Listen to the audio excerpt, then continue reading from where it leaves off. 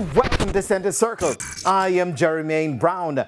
This week we speak to one of the legends of Jamaican football, Theodore Tappa Whitmore. In a two-part series, Whitmore chronicles his journey as a player and as a coach. We begin with part one and how it started for the Montego Bay native. The love affair with football started at a tender age for Theodore Tappa Whitmore as he began to hone his craft on the streets of St. James with some of the persons he grew up admiring at the time. Growing up at Rayleigh Lane, that was my hometown in Montego Bay. You know, born and raising at 34 Rayleigh Lane. You know, so that's where I used to play a lot of street football. Then, you know, you join the boys and girls club, which was run by one Pop Lawrence. You know, may his soul rest in peace.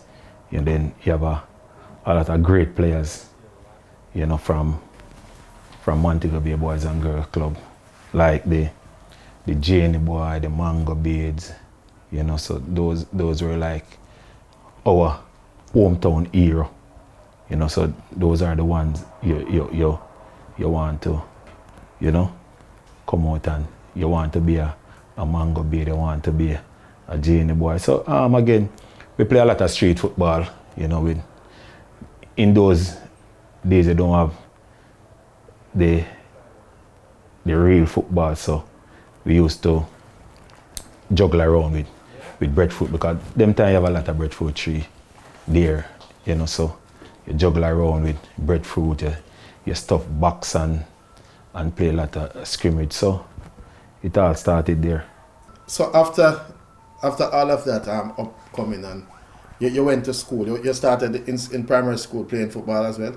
Yeah, man. Went to Catchinall Primary. You know, people always tend to ask, how come Tappa, them go here after Tappa just burst on the scene, but I never have the chance of playing like the Costa Cup, you know.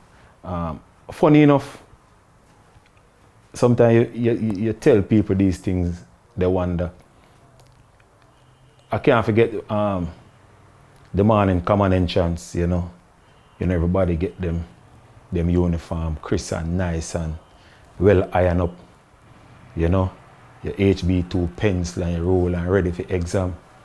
And funny enough, ball field I go. But why though? To be honest with you, that's ball I want to play. A ball I want to play. You understand? So when them send me an exam, a ball field me go.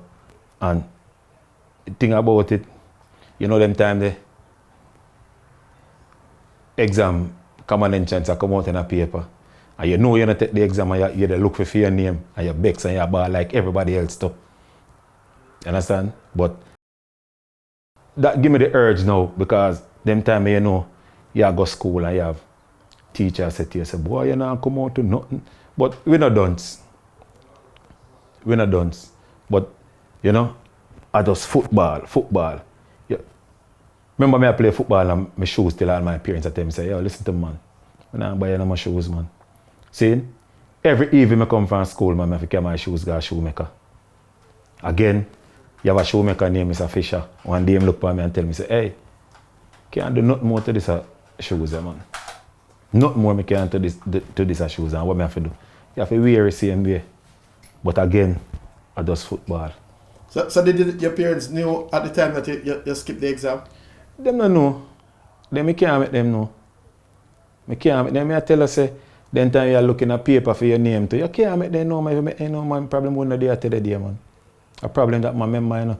Then time my parents take school serious and you can't ramp with school, you know. You'll get suspended from school, man. You have to find one like a virgin on the road and say your uncle, or find one lady and say your auntie. You can't make mother and sister and them people they know, man. A problem, you know, man.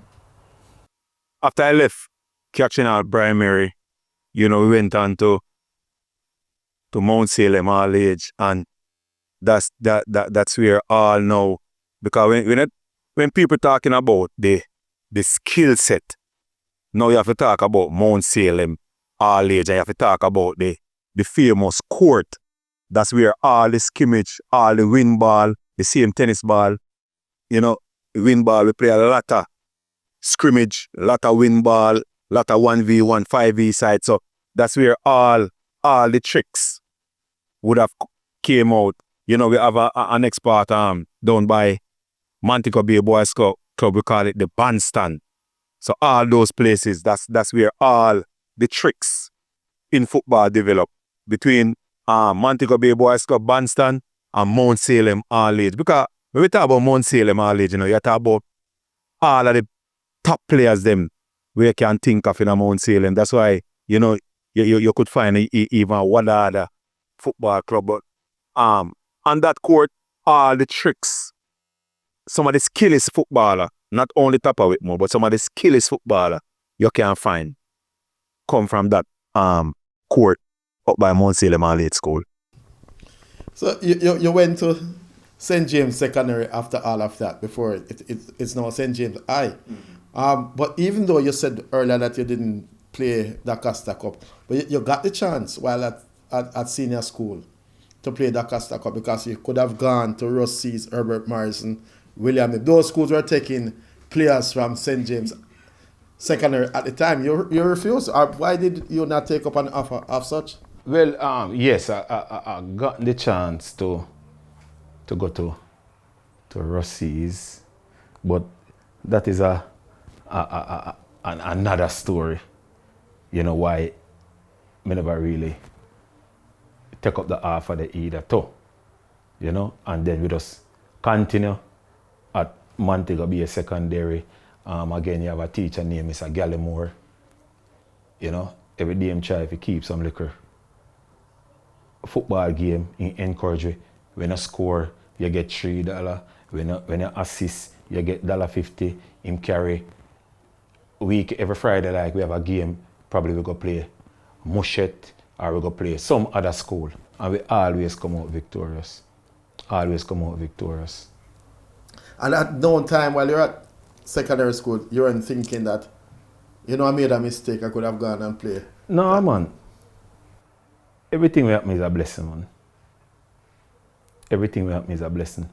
But during the time still, you have players who used to play in the Costa Cup same way, and you sit down and you watch them and you realize, I guess, it's just